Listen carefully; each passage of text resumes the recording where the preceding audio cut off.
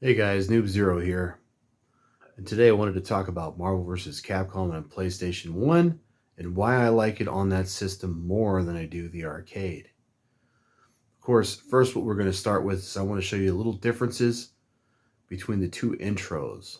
There's a slight difference.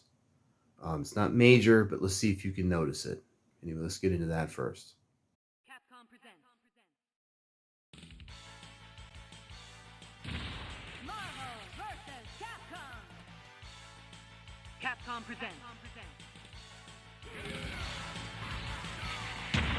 Marvel vs. Capcom.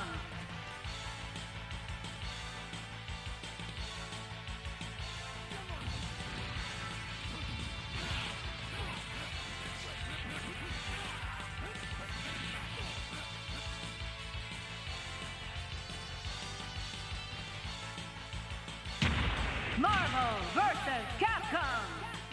Well, like I said, it's real subtle. If you paid attention, you can see that in the background, while all that craziness is going on with Marvel vs. Capcom, characters flying everywhere, there's gameplay in the arcade going on. So you have gameplay, special moves, and stuff going on there, but the PlayStation version does not have that. It just has the intro characters, little segments of people coming in like Chung-Li and stuff, but it doesn't have the arcade gameplay and all that craziness. Also, in the background, if you kind of look on the arcade version, in that silhouette of the moon in the background, you've got like an electric kind of effect on it, but on the PlayStation version, there isn't. So you got that little bit of a difference there too. Maybe they couldn't hold all of that in there on the PlayStation 1, maybe just like the animations. Anyway, speaking of animations, let's look at a little bit of the differences between animations on PlayStation and arcade. Now, looking at these two side by side, PlayStation on the left, arcade on the right, you can tell that the animations for Venom, even Spider-Man's very subtle in Spider-Man, but Venom, you can majorly tell that animation is missing from the PlayStation 1 version. It doesn't look terrible, but definitely missing, and the arcade has more. All right, now let's get into the fun part, the gameplay, and the reason why I like PlayStation 1 in comparison to the arcade. So what I'll do is I'll show you a little bit of a gameplay here between PlayStation and the arcade, and you could tell PlayStation just goes up just a notch on the craziness that you can do in that version compared to the arcade. Now the arcade, of course, does have some cool combos and everything you can do, but it doesn't go to the extreme that the PlayStation 1 does. So anyway, let's look at that now.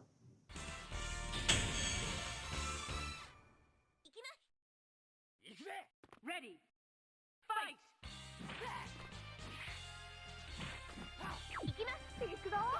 Ready. Fight.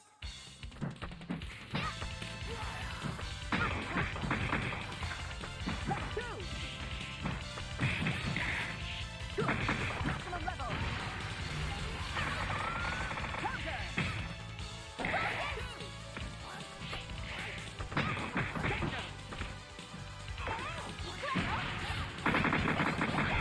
Counter combo. Ready. Fight.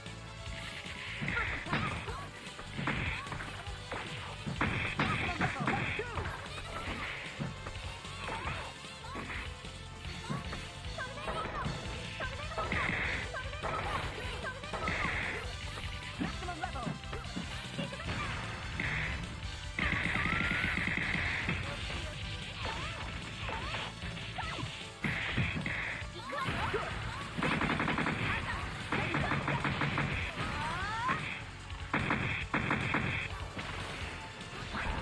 Hyper combo finish. KO. Gunley wins.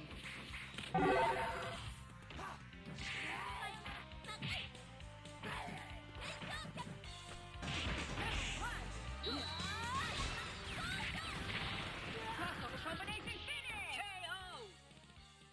Gunley wins. All right, so there you can see the comparison between the arcade and PlayStation. And on the PlayStation version, if you noticed, you could go with all 3 of your super gauges, go into 3 of Chun-Li's attacks. You don't even have to do the team attack. Now, on the arcade side, the team attack worked fine, but you cannot go into all 3 of your supers on one of the characters. You can go into variable combination and do a similar combo, but it does not work the same. Now, I want to show you some examples of some good combos on the arcade, and then I'm going to show you some crazy ones on the PlayStation. And then I think you'll understand why I like the PlayStation more. Here's my Sunday best. Crossover combination finish! Crossover combination finish!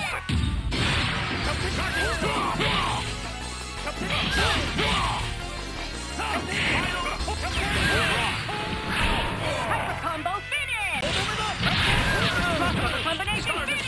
KO! Captain America wins!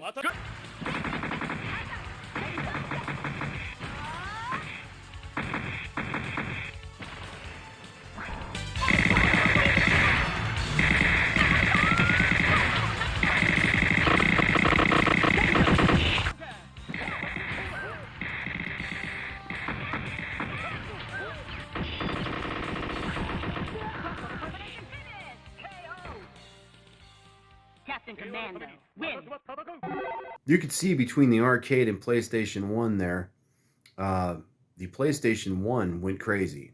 The combos you could do on the PlayStation 1 just went over the top compared to the arcade one. So the arcade may have the ability to switch between the characters. So it does have that, but it lacks in the size of the combos and the damage you could put out. So anyway, guys, for me, that's why the PlayStation 1 version is my favorite version of Marvel vs. Capcom 1. It was very close to 2, actually, in the way that it ran. So I wouldn't be surprised if the development of this one and 2 were at the same time, or maybe this had an influence. Maybe 2 had an influence on it. Who knows?